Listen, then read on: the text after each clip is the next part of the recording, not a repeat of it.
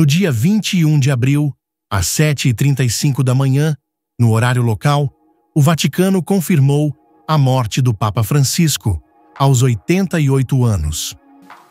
Carissimi fratelli e sorelle, con profondo dolore devo annunciare la morte del nostro Santo Padre Francesco.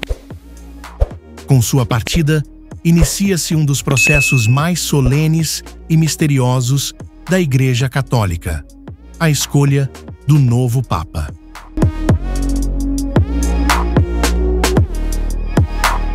Após a confirmação oficial da morte, a primeira medida é lacrar o quarto onde ele morreu.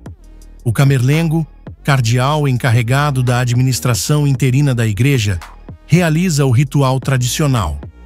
Entra no quarto onde o Papa morreu, pronuncia seu nome 3 vezes e, ao não obter resposta, declara oficialmente o falecimento. O anel do pescador, símbolo do pontificado, é então destruído com um martelo especial, simbolizando o fim de seu papado e prevenindo qualquer falsificação. Mas, e se o Papa renunciar, como fez Bento XVI em 2013? Nesse caso, o processo é parecido. Ele deixa o cargo, o anel é inutilizado e a Sé de Pedro é declarada vacante. O corpo do Papa é então levado para a Basílica de São Pedro, onde ocorre o velório. Neste local, milhares de fiéis de todo o mundo poderão prestar suas últimas homenagens. O funeral geralmente é realizado dentro de 4 a 6 dias após sua morte, conduzido por cardeais e outras autoridades eclesiásticas. Após a cerimônia, ele é sepultado nas criptas do Vaticano, sob o altar principal da Basílica, onde repousam outros papas ao longo da história.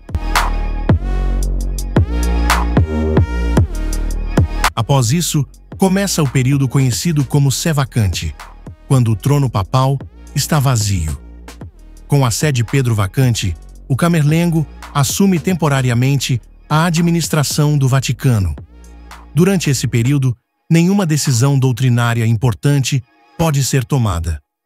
É um tempo de espera e oração.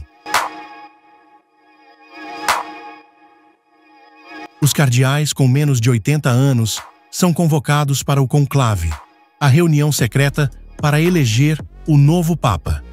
Antes do conclave, eles participam de várias reuniões chamadas de congregações gerais, onde discutem os desafios da Igreja e perfis de possíveis sucessores.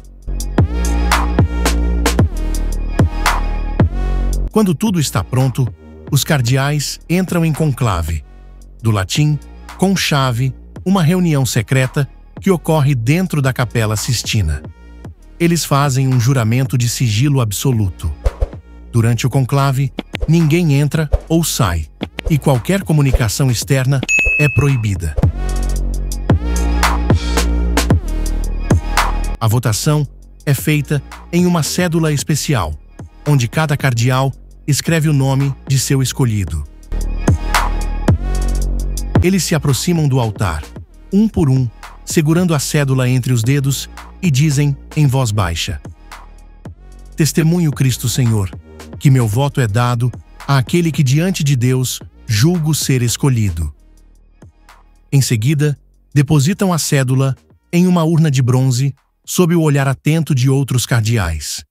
São necessárias 2 votações pela manhã e 2 à tarde. Para ser eleito, o novo Papa precisa de 2/3 dos votos. Após cada votação, as cédulas são queimadas, e é aí que entra um dos momentos mais esperados pelo mundo todo: a fumaça. Se ninguém for eleito, as cédulas são queimadas com uma mistura que gera fumaça preta. Essa fumaça é produzida com compostos como perclorato de potássio, antraceno e enxofre, criando o sinal visual de que ainda não houve escolha. Na votação final, quando um nome atinge a maioria de 2/3 dos votos, o resultado é lido imediatamente. O cardeal decano se aproxima do eleito e pergunta: aceitas a tua eleição canônica como sumo pontífice? Se o cardeal responde: aceito, o próximo passo é: com que nome queres ser chamado? O novo Papa, então, escolhe seu nome papal, o que também é um sinal de seu estilo de liderança. Quando um cardeal aceita a eleição, ele escolhe um novo nome papal. As cédulas são queimadas e a fumaça que sai é branca, sinal de alegria e esperança, anunciando ao mundo que um novo líder espiritual foi escolhido.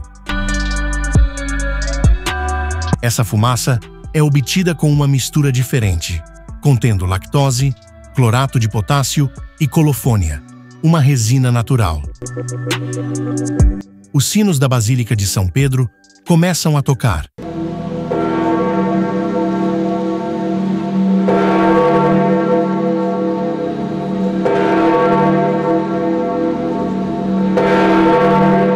Pouco tempo depois, o cardeal protodiácono aparece na sacada da Basílica de São Pedro e anuncia: Annuncio vobis gaudium magnum, habemus papam. Anuncio a vocês uma grande alegria. Temos um Papa. Logo em seguida, o novo pontífice aparece e dá sua primeira bênção, Urbi et Orbi, à cidade de Roma e ao mundo. O novo Papa assume um dos cargos mais influentes do planeta, com a missão de guiar mais de 1 bilhão de católicos. A escolha do Papa é um ritual milenar que une fé, tradição e mistério, e até hoje emociona o mundo inteiro. Gostou de saber como funciona esse processo? Curta o vídeo, inscreva-se no canal e comente.